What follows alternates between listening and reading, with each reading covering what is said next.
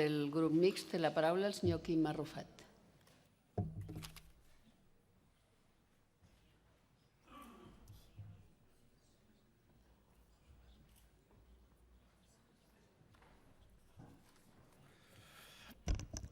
Bona tarda.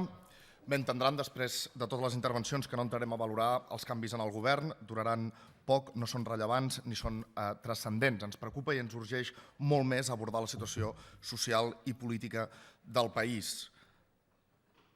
El balanç que podem fer dels governs de Convergència i Unió i del darrer també no és altre que trist i dolorós, un balanç trist i dolorós de retallades massives, de caiguda de la despesa social a nivell de fa 10 anys, un balanç on s'ha cronificat a nivells inassumibles l'atur i la pobresa, on el risc d'entrar en situació de pobresa i de pobresa extrema a la població cada vegada és més alt i afecta un tant per cent o un percentatge més gran, on creix amb importància la pobresa infantil, on s'ha visualitzat com mai la pobresa energètica, on s'ha instaurat una nova realitat que és la pobresa laboral d'aquella gent que treballa però no arriba a final de mes i no pot pagar les necessitats bàsiques, on hi ha PIRMI sota mínims comparat amb altres realitats com l'estat espanyol, com la mitjana europea o com altres comunitats com el País Basc, on augmenta la desigualtat i on tenim barris com Can Peguera, que són 10 vegades més pobres que altres barris com Pedralbes dins de la mateixa ciutat i on les 10 persones més riques de Catalunya acumulen ja una fortuna de 16.000 milions d'euros i un govern i uns pressupostos públics on la segona conselleria continua sent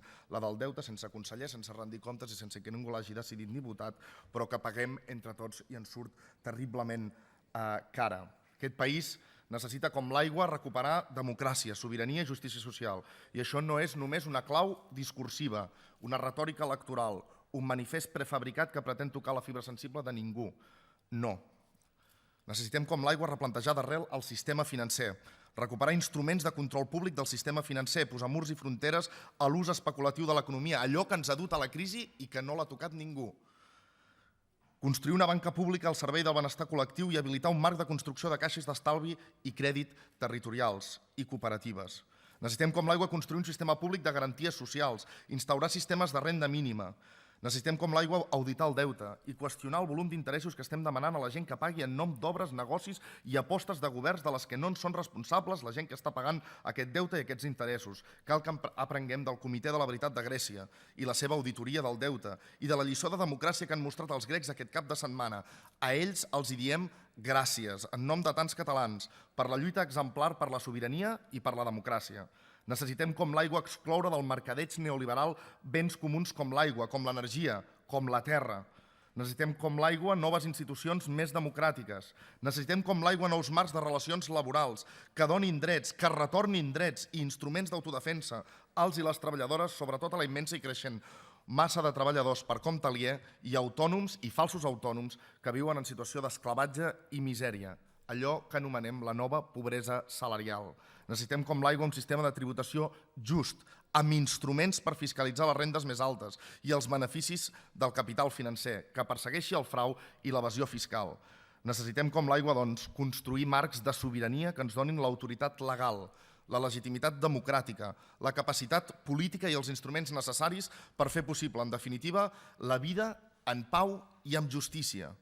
No hi ha projecte de transformació social realitzable en aquest país que no tingui com a premissa bàsica la recuperació i construcció de sobiranies, és a dir, d'instruments i capacitats legals i econòmiques de decidir el nostre futur econòmic, la nostra organització social, els nostres drets al marge o en contra fins i tot del que diguin els mercats financers, la troika o l'estat espanyol.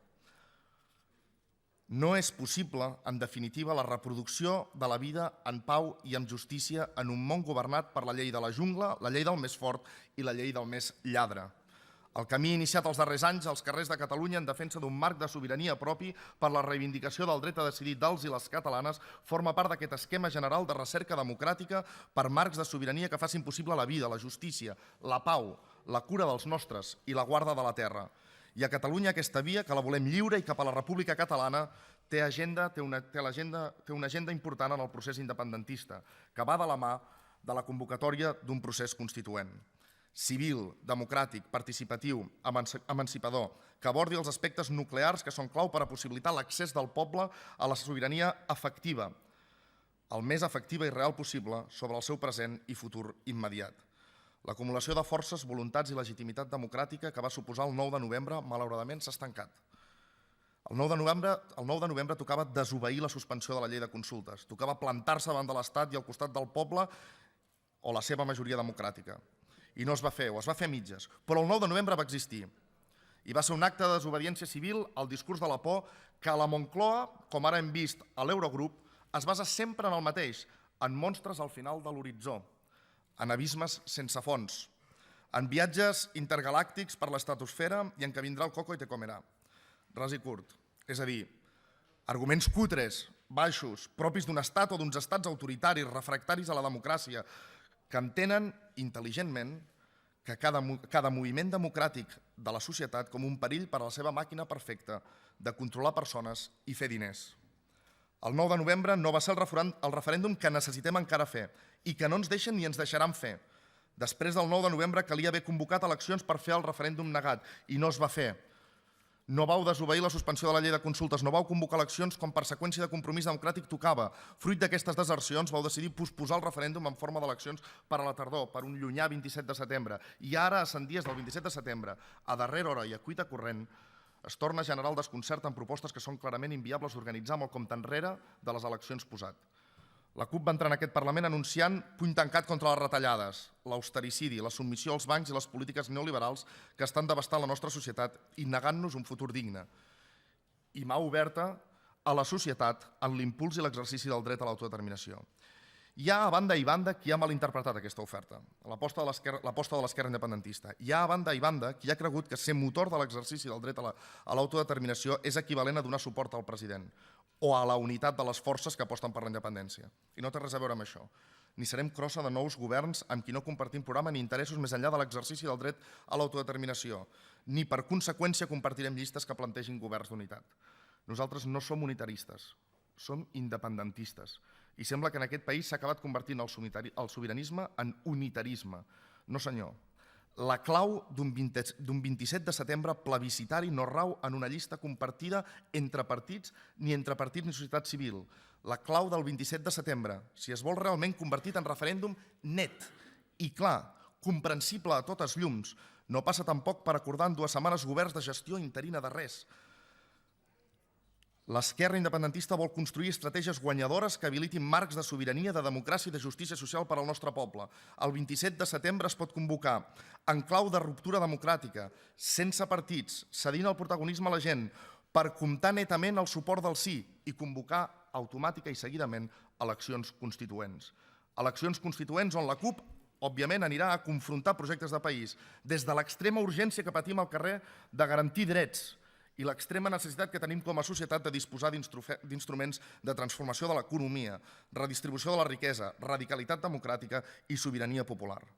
I on la CUP, i esperem que més forces polítiques i socials, construïm idees, arguments i hegemonies des de les classes populars per convertir la independència en sobirania, democràcia i justícia social. La resta de propostes no comptaran amb el suport de la CUP de cara al 27 de setembre, entre altres perquè no són organitzables en tan pocs dies, ni amb tan poca confiança ni amb tan poca coincidència de plantejaments. I a més existeix argumentadament en aquest país la sensació, per no dir la intuïció, que hi ha qui només vol exercir l'autodeterminació si lideren els seus. I en tot procés democràtic la paraula l'ha de tenir la gent i això ha de quedar clar i el lideratge també. Calia i cal posar l'Estat contra les cordes i la seva fòbia a la democràcia. Calia i cal explicar que el marc autonòmic, dependent, intervingut financerament per mercats i estat i amb tantes lleis i estatuts suspesos constitucionalment, no serveix ja per res, més que per gestionar misèria i més misèria i omplir càrrecs, però que no és instrument útil per a la construcció de marcs de sobirania popular.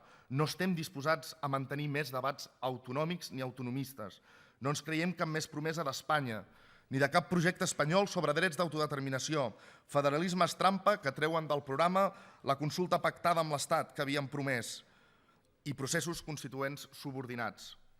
Paraules pomposes i grandiloqüents, cert, per agradar no se sap qui, però que no tenen més recorregut. Són enganyifes velles vestides de rebaixes i hores d'ara, per nosaltres, l'emperador ja va nu.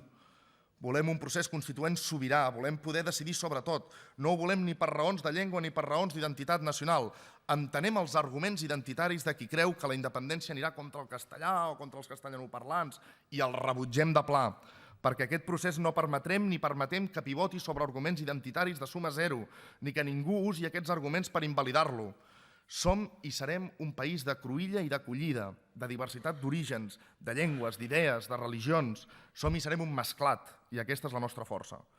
La CUP, l'esquerra independentista d'aquest país que aspira a la victòria de la gent sobre els mercats i l'Estat, som independentistes perquè en origen vam ser del federalisme republicà de Pi i Margall, que és l'única idea de federalisme que entenem, la lliure voluntat d'acord de persones i pobles, de baix a dalt, i ara, avui i aquí, enmig de l'estat postfranquista i l'Europa del capital i enmig de la major crisi política, democràtica, social i econòmica dels darrers 40 anys, la voluntat de persones i pobles només pot expressar-se lliurement entre iguals, impugnant el règim i les seves institucions, canviant les regles d'un joc desigual i desafiant la por, construint independència i convocant-nos sobiranament a un procés constituent. Diu el filòsof Xavier Antich, i amb això acabo, és difícil inaugurar mons que ensorrin els caducs.